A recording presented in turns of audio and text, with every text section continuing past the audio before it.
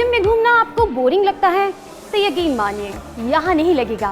और अगर म्यूजियम को नई टेक्नोलॉजी के साथ आप देखना चाहते हैं तो दिल्ली के इस प्रधानमंत्री संग्रहालय में आपका स्वागत है।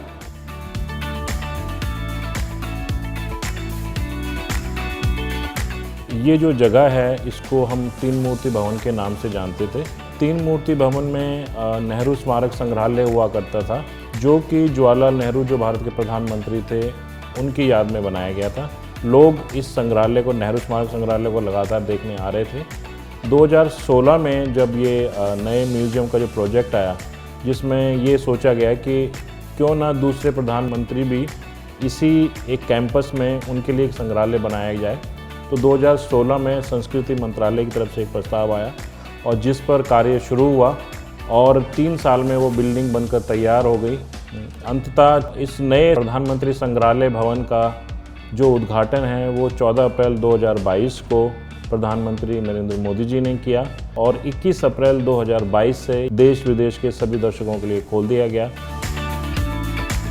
हमारे देश के 15 प्रधानमंत्री, इनकी जीवनी, इनके कार्यकाल में विशेष उपलब्धियां, उनके कार्यकाल में जो चीज़ें हुई, भारत जो आगे बढ़ा, ये भी हम लोग शोकेस कर रहे हैं। खासकर जो हमारे यंग जनरेशन आते हैं, दर्शक आ रहे हैं, बच्चे आ रहे हैं, और इसमें हम लोग ने ये भी फुटेज दिया है, कंटेंट दिया है कि हमारा कॉन्स्टिट्यूशन कैसे बना।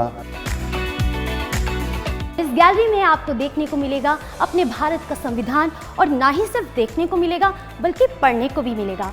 ये जो सारी आप भाषाएं देख रहे हैं, इन्हें क्लिक कीजिए और अपनी भाषा चुनिए और अपने संविधान के बारे में पूरी जानकारी हासिल कीजिए।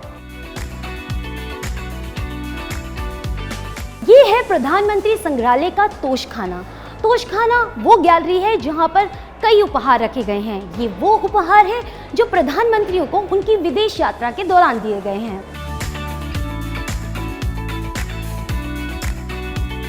जहां मैं खड़ी हूं वो है अटल बिहारी वाजपेयी जी की गैलरी। यहाँ पर आपको देखने को मिलेगा उनके द्वारा इस्तेमाल किया गया पेन, चश्मा, और सबसे बेशकीमती चीज़ आपको मिलेगी HMT की वो 100 मिलियंथ वॉच।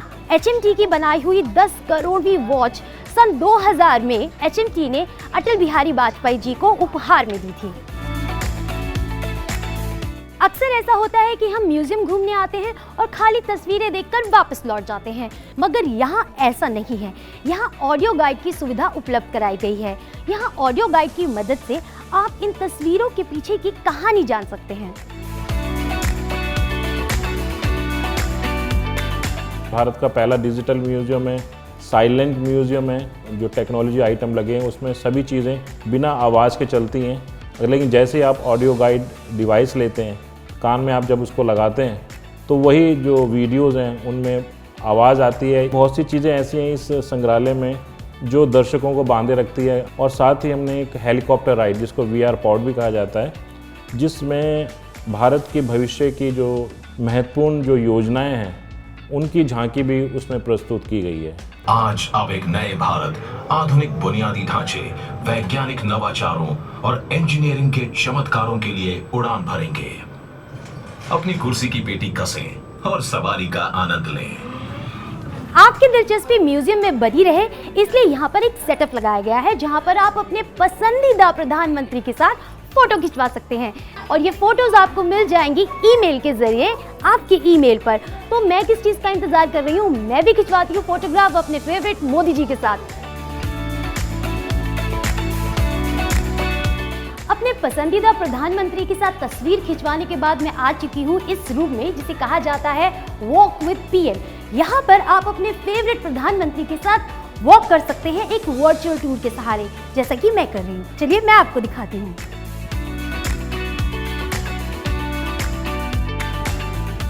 ये संग्रहालय में जो डिजिटल टेक्नोलॉजी का यूज़ हुआ है, एम्प्लॉयमेंट हुआ है, तो शायद इंडिया में, क्या वर्ल्ड में भी बहुत कम म्यूजियम्स हैं कि इस लेवल पे।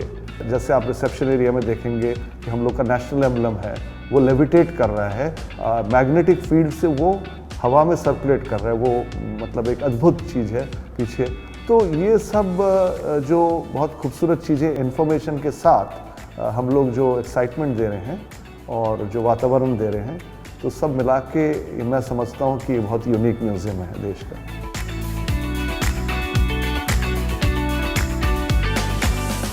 इस मशीन को कहा जाता है रोबोट हैंडराइटिंग। यहाँ पर आप अपने फेवरेट पसंदीदा पीएम के नाम का लेटर पा सकते हैं और वो भी उनके हाथ का सिग्नेचर किया हुआ, और इस लेटर पे लिखे होते हैं पीएम के फेवरेट कोट्स।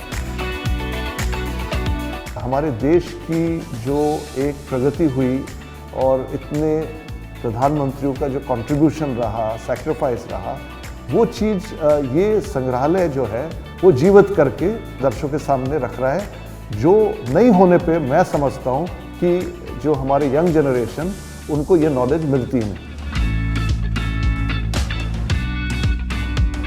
अगली बार आप दिल्ली घूमने आइएगा तो जरूर आइएगा प्रधानमंत्री म्यूजियम में, और ये सफर का काफिला तो यूं ही चलता रहेगा क्योंकि मैं मिलूंगी आपसे फिर अगले हफ्ते, तो जुड़े रहिएगा हमारे साथ।